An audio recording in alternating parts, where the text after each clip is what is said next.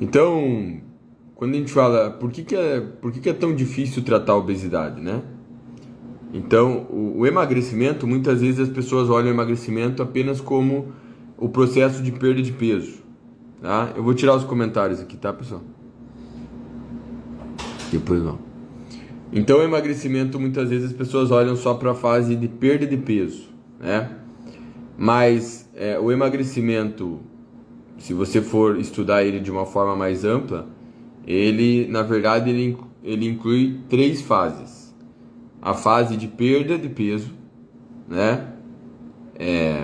A fase de manutenção ou platô e a fase de reganho. Pô, reganho, Dudu? Como assim? Sim, o processo normal da perda de peso, né? Ele, em algum momento, a pessoa vai parar de perder peso, né? Pode ser que isso aconteça com um mês, 2 meses, pode ser que isso aconteça depois de um ano, né? Mas é normal que em algum momento você pare de perder peso, né? E isso, por isso que eu falo, o platô é inevitável. Normalmente as pessoas perguntam, Dudu, tá, mas eu parei de perder peso, o que que eu faço? Gostaria de ter uma resposta simples para isso, mas entenda que essa dúvida que você tem, né, é uma questão que não tem uma resposta simples, né?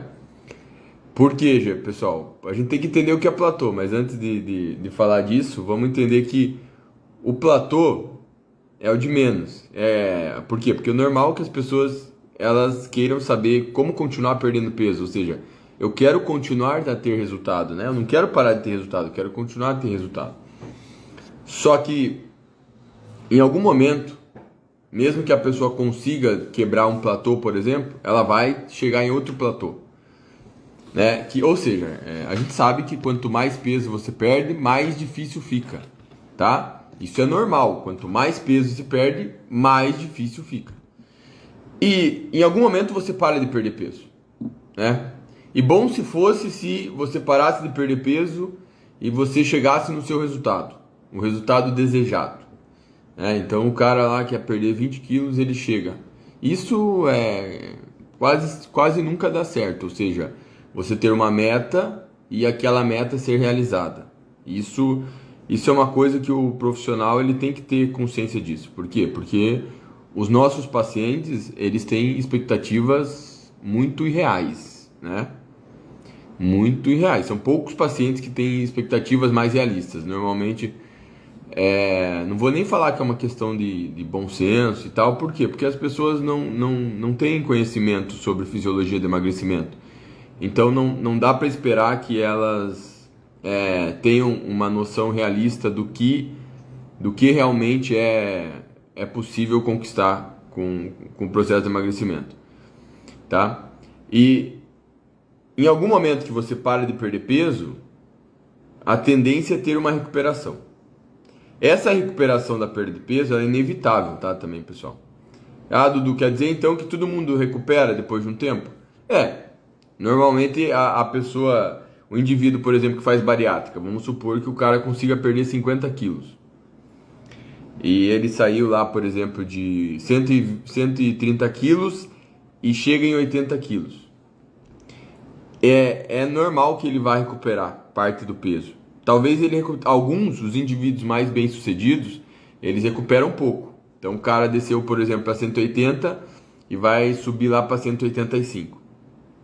Tá? É óbvio que se você pegar um processo de longo prazo, toda pessoa pode ter o quê? Ela pode ter uma descida, uma subida e depois descer de novo, tá? Se você pegar por uma pessoa que está vários anos no processo de emagrecimento. Mas o normal de uma curva de emagrecimento é você ter a descida, o platô e a recuperação.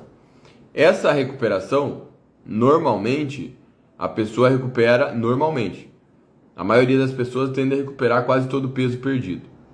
Existe uma média de sucesso entre a população geral das pessoas que tentam perder peso, 20% são bem-sucedidas. Agora, cuidado, esse bem-sucedido não significa que o indivíduo ele voltou a ser magro. Por quê? Porque na cabeça do leigo, ter sucesso no emagrecimento é voltar a ser magro. Só que não é assim que os experts em obesidade entendem sucesso no emagrecimento. Quem dera, né, esses 20% fosse o cara voltar a ser eutrófico. Na verdade, o sucesso ele é entendido como uma pessoa que perdeu bastante peso e conseguiu manter boa parte do que ela perdeu. E não necessariamente o cara voltou a ser magro. Pode ser uma pessoa que saiu de um grau de obesidade muito alto e está num grau de obesidade muito mais baixo, né? Por exemplo, saiu de um IMC de 45 e agora está no IMC de 32. Continua obeso, só que perdeu tanto peso, né? Que obviamente essa perda grande de peso vai trazer vários benefícios para a saúde, né, pessoal? E então, o tratamento da obesidade hoje, o objetivo não é fazer a pessoa voltar a ser magra, né? Tá, Dudu, mas por que não voltar a ser magro? Não é que o médico, o nutricionista não quer que o indivíduo volte a ser magro. Mas se a gente for realista, a gente entende que é muito difícil tratar a obesidade. Por quê? Porque são vários fatores que conspiram contra o tratamento, né? Então, a gente tem os fatores fisiológicos, a gente tem fatores comportamentais, fatores genéticos, fatores sociais, né? Fatores ambientais, tá? Então vamos dar uma resumida. Por exemplo, fator fisiológico, fácil. A fome aumenta quando a gente perde peso, tá? Talvez se você perder 2 quilos não vai sentir aumento da fome, beleza. Mas quanto mais peso você perde, maior é o aumento da fome. Tá, Dudu, mas essa fome em algum momento não se esvai? Infelizmente, quanto mais peso você perde, mais você tem fome, e essa fome ela é persistente, né? Existem estratégias para manutenção da perda de peso, que eu vou tentar discutir aqui, mas a fome é um processo muito difícil. E tem um detalhe importante, não é só a fome, né? O desejo por alimentos mais saborosos, mais palatáveis, aumenta quando a gente perde peso, tá certo? Então, é normal você ter vontade de comer chocolate, não se sinta especial por isso. Não ache que a tua dificuldade, você é a única pessoa que tem dificuldade porque tem vontade de comer doce. Eu tenho vontade de comer doce. E bastante, por sinal. Algumas pessoas têm menos, outras pessoas têm mais, isso é fato. Tem influências genéticas aí. Então, essas alterações, essa alteração fisiológica, o aumento do apetite, é a mais complicada de lidar no processo de emagrecimento. Muita gente acha que para de perder peso porque reduziu o metabolismo. O metabolismo ficou mais lento. O metabolismo diminui com a perda de peso? Diminui. Tá? Por quê? Porque se a tua massa corporal diminui, o teu corpo gasta menos calorias. Mas é algo além disso, né? Tem mais coisas envolvidas, não é só pela redução do peso, pessoal. É porque, por exemplo, quando a gente, o nosso músculo, ocorre um aumento de eficiência mecânica do músculo, né? Ou seja, o gasto de energia pelo movimento, ele diminui com a perda de peso, ou seja, o teu músculo, ele se torna mais econômico para gastar energia. Então, se você fazia uma atividade física no começo no começo do processo de emagrecimento, que gastava, por exemplo, 300 calorias em 1 hora, depois de um tempo que você emagreceu, essa atividade vai gastar menos calorias. Tipo, essa 1 hora que você fazia vai gastar 250.